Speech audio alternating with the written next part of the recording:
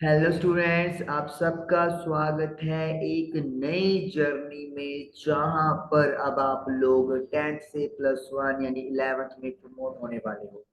और आपको इस वीडियो के थ्रू क्लास 11th मैथ के बारे में, सिलेबस के बारे में इंफॉर्मेशन दी जाएगी। क्या कुछ आपने हल्का फुल्का पहले पढ़ा हुआ है और कौन से चैप्टर हैं जो बिल्कुल आपके लिए नए हैं, उसकी इंफॉर्मेशन आपको इस वीडियो के थ्रू मिलेगी। तो चलिए एक स्माइल के साथ, एक नए जोश के साथ शुरू करते हैं सिलेबस की कहानी। लेकिन उससे पहले आप सबको यहाँ पे दिखाना चाहूंगा कि आपकी जो एनसीईआरटी है, आपकी जो क्लास 11th मैथ की एनसीईआरटी है, उसका फ्रंट पेज कैसा होने वाला है। तो चलिए जारी करते हैं आपके लिए क्लास 11th मैथ की एनसीईआरटी टेक्स्ट बुक का front cover page. Blue colour का बैकग्राउंड और येलो और व्हाइट कलर्स में information, mathematics text book for class 11। और साथ में आपको कुछ पिक्स दिखाई देंगी, जैसे आपको ये 3D की पिक्स दिखाई देंगी, ये ग्राफ दिखाई दे रहे हैं, एक सर्कल का पिक दिखाई दे रहा है और ये कुछ सर्कल्स ओवरलैप कर रहे हैं एक दूसरे को, ये आपको दिखाई दे रहे हैं। तो ये है आपकी एनसीईआरटी की बुक का फ्रंट कवर पेज। तो चलिए अब जिसके लिए हमने ये वीडियो स्टार्ट किया उस पे चलते हैं, यानी कि सिलेबस की तरफ। और ये आपके सिलेबस का फर्स्ट पेज जो है वो ओपन होता हुआ आपके पास टोटल यहाँ पर 14 चैप्टर्स आपके पास मिलेंगे। 14 चैप्टर्स होंगे आपके पास, जैसे कि आप लोग देख सकते हो। सेट्स से कहानी स्टार्ट होगी, प्रोबेबिलिटी पर जाकर खत्म हो जाएगी। चैप्टर नंबर 1 सेट, सीबीएसई वाले बच्चों के लिए, पंजाब बोर्ड वाले बच्चों के लिए और आई थिंक सभी ऑलमोस्ट स्टेट बोर्ड के बच्चों के लिए ये एक बिल्कुल नया चैप्टर है। आईसीएसई बोर्ड के बच्चों ने ये जो चैप्टर है वो कुछ ना कुछ पार्ट कवर किया हुआ है, लेकिन इसके अलावा बाकी सभी स्टूडेंट्स के लिए ये चैप्टर एकदम नया है। इसके बारे में आपने कहीं पे कुछ भी नहीं पढ़ा है। तो ये चैप्टर आप लोगों को एक नए दुनिया में लेकर जाएगा, जहाँ पे आप एक मैथ की नई कहानी देखोगे। उसके बाद next chapter relations and functions. इस चैप्टर में भी आप लोगों को नई चीजें पढ़ने को मिलेंगी। कार्टेशियन प्रोडक्ट है, रिलेशंस हैं, फंक्शंस हैं, इसके बारे में भी आपने कभी भी अब तक मैथ्स में कुछ भी नहीं पढ़ा है। तो सेट्स और रिलेशंस एंड फंक्शंस, ये दो वो बिल्कुल नए चैप्टर्स हैं जिनके बारे में आपको इवन 1% भी आइडिया नहीं है कि क्या होगा, क्या होते हैं empty set, infinite set, equal, subset, universal, इसके बारे में आपको कोई भी इंफॉर्मेशन नहीं है। ओके, उसके बाद है हमारे पास chapter number 3, that is trigonometry function. और उसके साथ ही चैप्टर नंबर 4 का भी नाम आपके सामने यहाँ पर आ रहा होगा। ओके, सबसे पहले chapter number 3 trigonometry. Yes, trigonometry आता हुआ आपके सिलेबस में। क्लास 10th में 8th और 9th चैप्टर थे ट्रिग्नोमेट्री के। तो वो कहानी तो आपकी चलेगी ही चलेगी, प्लस नई कहानी इस क्लास में ऐड हो जाएगी। नई आइडेंटिटीज, नए फॉर्मूले ट्रिग्नोमेट्री से रिलेटेड आपको यहाँ पर मिलेंगे। तो आपसे बस यही कहना चाहूंगा, अगर 10th क्लास में कोई कमी रह गई है तो जरूर कमी को पूरा कर लें, क्योंकि +1 में ट्रिग्नोमेट्री वापस आपके पास आ रहा है। लेकिन जैसे मैं बोलता हूँ कि ट्रिग्नोमेट्री बहुत ही बढ़िया चैप्टर है, बहुत ही ज्यादा अच्छा चैप्टर होता है अगर आप इसके बेसिक को अच्छे से कैच करते हो। तो इसलिए ये चैप्टर आप लोगों को कुछ नया कुछ पुराना मिलेगा, ज्यादा पार्ट नया ही मिलने वाला है। लेकिन चलिए, 4 chapter complex numbers and quadratic equations. Quadratic equation को हो गई तो 10th में भी था, इसमें भी है, लेकिन फर्क क्या है, आपको याद होगा जब हम लोग क्वाड्रेटिक फॉर्मूला लगाते हुए डिस्क्रिमिनेंट निकालते थे और आप वहां पर जब 0 से कम वैल्यू आपको मिलती थी तो आप क्या कह देते थे, नो रियल रूट्स पॉसिबल, कोई रियल रूट पॉसिबल नहीं है, और कहानी यहाँ पे खत्म कर देते थे। लेकिन क्लास 11th में अब कहानी यहाँ से आगे चलेगी कि जब d की वैल्यू 0 से कम हो जाए तब उसे कैसे सॉल्व करना है, और उसे सॉल्व करने के लिए जिन नंबर्स की हम लोग हेल्प लेते हैं उन्हें वी कॉल कॉम्प्लेक्स नंबर्स। तो यानी कि जहां पर क्लास 10th में कहानी ने अंत किया, 11th वो उस कहानी के अंत को एक नई शुरुआत में चेंज कर देगी। तो मैं ये कहना चाहूंगा कि डिस्क्रिमिनेंट के बारे में आपको आइडिया है, तो मतलब आपको इस चैप्टर के बारे में 15% 20% पता है, और उसके बाद की जो जर्नी है वो क्लास 11th में आपके सामने क्लियर हो जाएगी। ओके, तो 4 चैप्टर ये हमारा डन, मतलब इंफॉर्मेशन डन। उसके बाद नेक्स्ट वन आप देखोगे linear inequalities and linear inequalities. देखिए अगेन सीबीएसई और स्टेट बोर्ड्स वाले बच्चों के लिए ये एक नई चीज है, लेकिन जो बच्चे आईसीएसई बोर्ड के हैं उन्होंने कुछ पार्ट कवर किया होगा। यहाँ पर ग्राफिकल सॉल्यूशन रिप्रेजेंटेशन भी अवेलेबल है, जैसे आप देख रहे हो।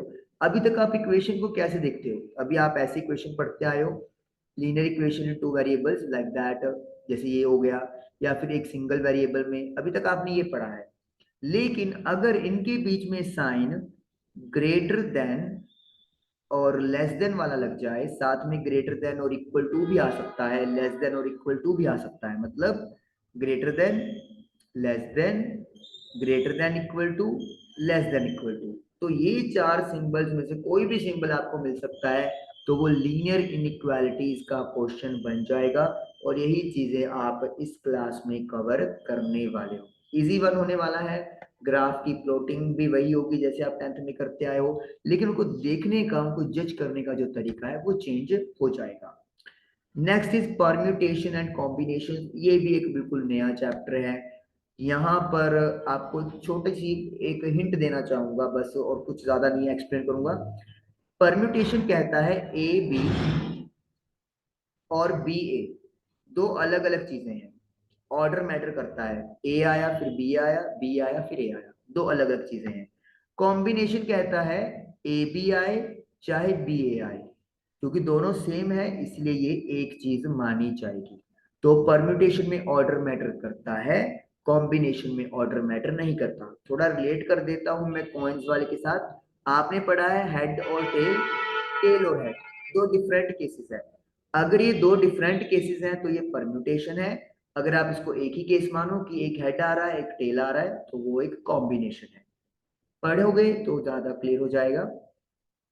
बायनोमियल थ्योरम, ओके, आपने पढ़ा है कि x प्लस वाई का स्क्वायर क्या होता है, ये आपको पता है, और ये आप लोगों ने आइडेंटिटीज की भी हुई है। x प्लस वाई का स्क्वायर क्या होता है, x प्लस वाई का क्यूब क्या होता है, आइडेंटिटीज पढ़ी हुई है। लेकिन अगर मैं आपसे कहूं कि x प्लस वाई की पावर 25 सोल्व कर दो, तो आप क्या कहोगे, पागल है? नहीं, मैं पागल नहीं हूं, क्योंकि इसी सॉल्यूशन के लिए कौन सा चैप्टर है, बायनोमियल थ्योरम है, जिसके बारे में आपको नॉलेज मिलेगी। सीक्वेंसेस एंड सीरीज, लो जी, एपी पढ़ा है, एपी अरिथमेटिक प्रोग्रेशन पढ़ा है, अभी इतनी जल्दी तो दिमाग से नहीं निकला होगा आपके। तो एपी रिटर्न्स, यस, एपी यहाँ पे वापस आएगा इस चैप्टर में, और इसके साथ आपको नई चीज मिलेगी जीपी, यस, ज्योमेट्रिक प्रोग्रेशन। और क्या चीजें हैं एपी में, तो आपको पता है एपी क्या होता है। मान लो 1 है, 4 है, 7 है, डिफरेंस सेम रहता है, that is called AP. GP में क्या होगा, मान लो मेरे पास पहला नंबर है 2, अगला नंबर है 4, अगला नंबर है 8, अगला नंबर है 24। मैं no no no no no, थोड़ा थोड़ा थोड़ा थोड़ा थोड़ी गड़बड़ कर दी, थोड़ी गड़बड़ कर दी, थोड़ी नहीं बहुत बड़ी गड़बड़ कर दी, 16। इनमें तो सम जो है वो आप देख रहे हो कि 3 3 का डिफरेंस है। यहाँ पे क्या नजर आ रहा है, सम तो सेम नहीं है, 2 का डिफरेंस है, 4 का है, 8 का है। लेकिन अगर आप 2 की 2 से मल्टीप्लाई करो तो 4 आ जाएगा, 4 को 2 से करो 8 आ जाएगा, 8 को 2 से करोगे 16 आ जाएगा। तो यानी कि मल्टीपल सेम होता जा रहा है। अगर मैं बात करूँ 3 का मल्टीपल 4, जैसे 12, 48, तो इसमें क्या है, 3 इंटू 4 12, 12 इंटू 4 48। तो जब ऐसी सिचुएशन आ जाए तो उसको बोलते हैं जीपी, ज्योमेट्रिक प्रोग्रेशन।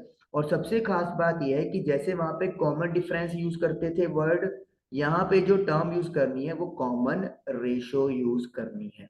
ये भी इंटरेस्टिंग चैप्टर है, इजी लगने वाला है। अगर आपको एपी इजी लगा तो जीपी भी आपको इजी लगेगा, उसमें कोई दो राय है ही नहीं है।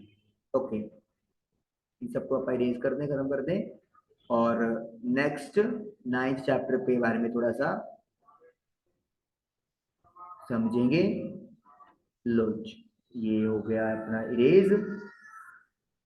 अब चैप्टर नंबर 9 पे देखिए, स्ट्रेट लाइंस। स्ट्रेट लाइंस का चैप्टर जो है, आपको अगर याद हो, साइंस की बात करूंगा, एक वी आई ग्राफ आप प्लॉट करते थे और वहां पे हमने एक टर्म यूज की थी कि जो स्लोप है वी आई ग्राफ का वो क्या देगा, रेजिस्टेंस देगा।